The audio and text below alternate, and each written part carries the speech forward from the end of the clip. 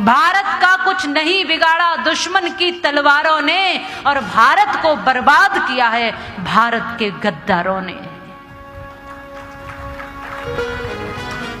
पृथ्वीराज के साथ यदि जयचंद गद्दारी ना करता, सपने में भी गौरी साहबुद्दीन कदम यहां ना धरता, सोमनाथ पर यदि पुजारी दिखलाता कायरता ना, तो गजनी का महमूद खजाना यहां के धन से भरता ना। और ईसाइयों की तादाद बढ़ाई बेहुदे प्रचारों ने, और भारत को बर्बाद किया है भारत के गद्दारों ने। मैं आपसे कहूंगी, अपने ही गद्दार न होते तो भारत के टुकड़े भी हर बार न होते, न आकर बसते विदेशी यहां, और हम न सीखते बुरी आदत, फिर लूट हत्या और बलात्कार न होते। ये योगियों की भूमि है, ये योगियों की भूमि है। यहां लूट हत्या और बलात्कार नहीं होते। ये विदेशियों की परंपरा सीख गए हो।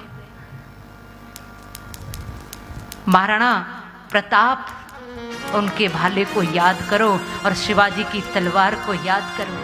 आप सब शिवाजी को महाराज मानते हो, सब पूजते हो ना। कितने लोग हैं जो शिवाजी महाराज को मानते हैं, पूजते हैं? मुझे हाथ खड़ा करके बताइए।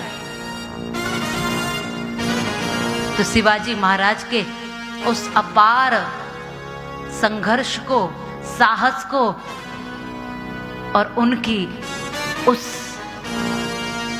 चरित्र की नींव को देख लो एक बार। लूट हत्या और बलात्कार नहीं होते, क्योंकि ये योगियों की भूमि, ये महाराजाओं की, ये बलियों की, ये बलवानों की, ये ऋषियों की भूमि है। बीजापुर पर फतेह करने के बाद वहां के सम्राट की जो पुत्र वधू थी गौहरा बानू, वो जब सभा में पहुंची शिवाजी महाराज के,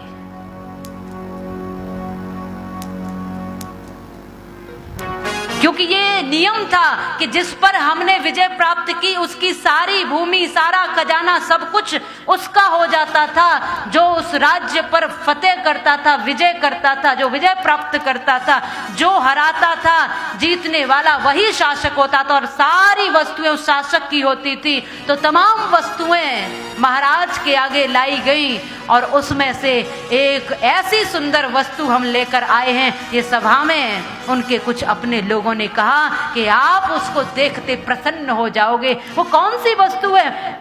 शिवाजी महाराज ने एकदम से पूछ लिया, ऐसी कौन सी वस्तु लाए हो वहां से?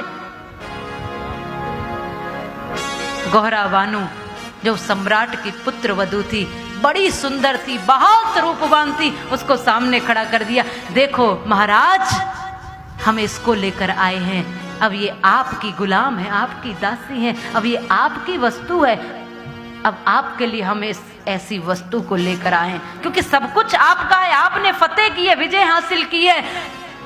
तो शिवाजी देखते ही रह गए, बड़े गौर से देखा।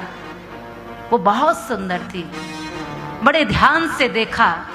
वो थरथर कांप रही थी उस सभा में, क्योंकि वो जानती थी कि यहाँ मेरा अपना कोई नहीं है, शत्रुओं के बीच में खड़ी हूं, न जाने कौन सा व्यवहार मेरे साथ होगा।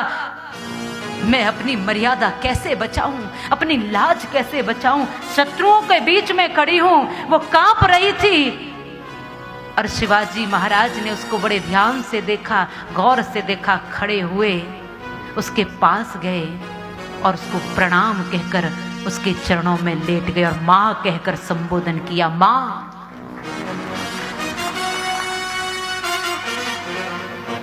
सब देखते रह गए, और हुंकारते हुए सभा में कहा कि ये मां है।